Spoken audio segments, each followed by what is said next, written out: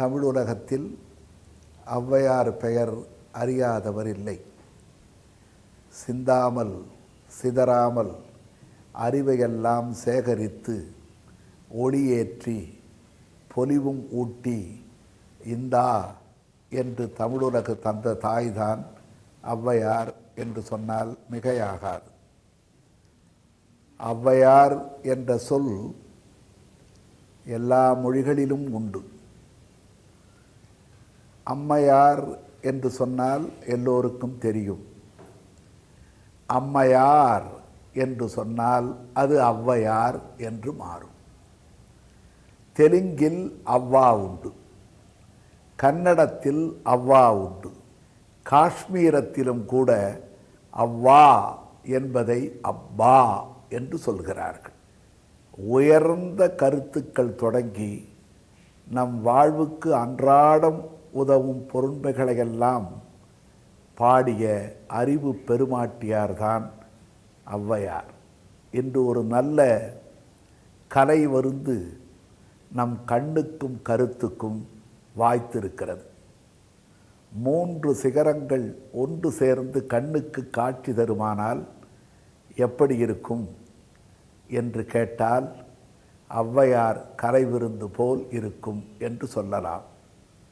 சிவநெறி செம்மலாகவும் சிந்தை அணு ஒவ்வொன்றும் செம்மையான வாழ்வுக்கு பயன்படுகின்ற செய்திகளையெல்லாம் வழங்க வேண்டும் என்ற எண்ணத்தோடு வாழ்பவர்தான் நண்பர் மோகன். கலை உலகத்தின் தலைச்சிகரம் என்று கருதப்பட்ட மாபெரும் கலைஞர் என்று வையகம் புகழ்ந்து பாராட்டுகின்ற நம்முடைய சுப்பிரமணியம் அவர்களுடைய குடும்பத்தை சார்ந்த அவருடைய அருமை திருமகன் கலைக்காட்சிகளை எடுத்து காட்டுவதில் தனக்கென்று தனி மாட்சி கொண்ட டாக்டர் எஸ்.வி. ரமணன் அவர்கள் இந்த காட்சிகளை இயக்கியிருக்கிறார். பாடுவது என்றால் பால் போல, தேன் போல, பாகு போல எளிய நடையில் வில்லிசை வழங்குகிற வில்லிசை வேந்தர்தான் சுப்பு ஆறுமுகம். எனவே வில்லிசை, நல்லியக்கம், சிந்தையால் அழகுடையவர் என்ற வகையில் 3ம் சார்ந்த மும்மைசால் சிறப்போடு அம்மையின் பெருமை, ஔவையின் பெருமை கலை விருந்தாக நமக்கு காட்சி தருகிறது. நாடு என்றால் மக்களுதான், மக்களுதான் ஒரு நாட்டை உருவாக்குபவர்கள், புகழ் சேர்ப்பவர்கள் என்ற பாடல் 2000 ஆண்டுகளுக்கு முன்பு இனிய தமிழில் ஔவையார் இசைப்பதை கேட்டு இந்த காட்சி விருந்தை கண்டு மகிழுங்கள்.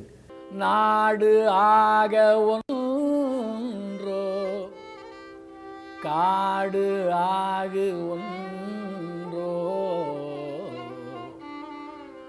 அவல்லாகு ஒன்றோ, மிஷையாகு ஒன்றோ,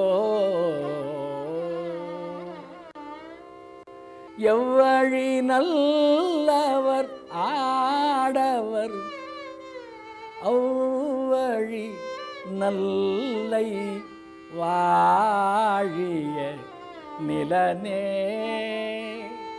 அவ்வழி நல்லை வாழிய நிலனே.